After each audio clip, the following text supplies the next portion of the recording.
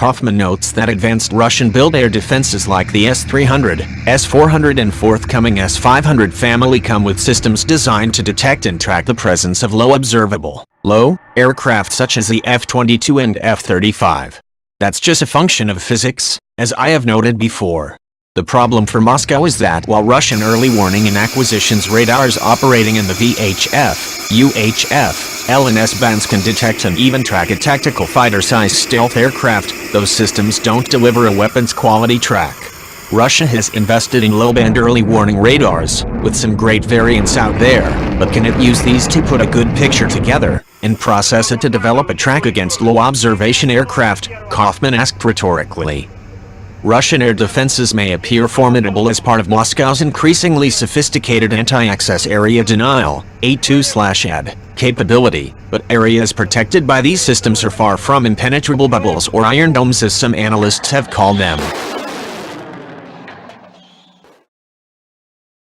While it is true that a layered and integrated air defense may effectively render large swaths of airspace too costly in terms of men and materiel to attack using conventional fourth-generation warplanes such as the Boeing F/A-18E Super Hornet or Lockheed Martin F-16 Fighting Falcon, these systems have an Achilles heel. Russian air defenses will still struggle to effectively engage fifth-generation stealth aircraft such as the Lockheed Martin F-22 Raptor or F-35 Joint Strike Fighter. In terms of establishing viable air defenses against opponents with fifth-generation aircraft, it's quite clear how Russia is trying to tackle the problem of stealth, said Mike Kaufman, a research scientist specializing in Russian military affairs at CNA Corporation during an interview with The National Interest.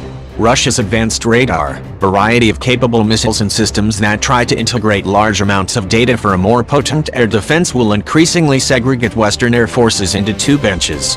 In a future where these systems have proliferated to China, Iran and other regional powers, there will be those that can penetrate and survive against advanced air defenses in a high-end fight, and those whose job it is to bomb ISIL or its successor.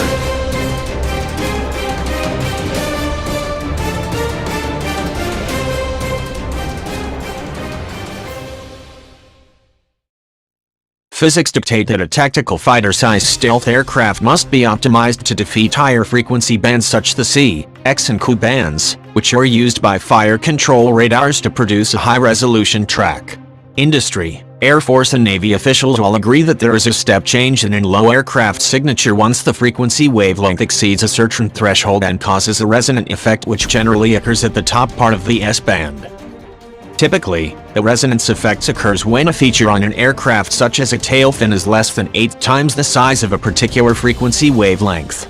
Effectively, small stealth aircraft that do not have the size or weight allowances for 2 feet or more of radar-absorbent material coatings on every surface are forced to make trades as to which frequency bands they are optimized for.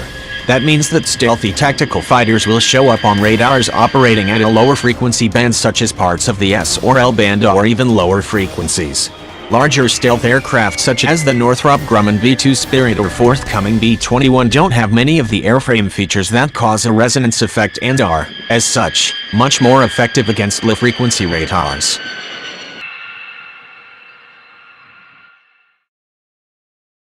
For the Russians, solving the problem of targeting a low observable aircraft is something that they continue to work on, but it is doubtful that Moscow has resolved the issue.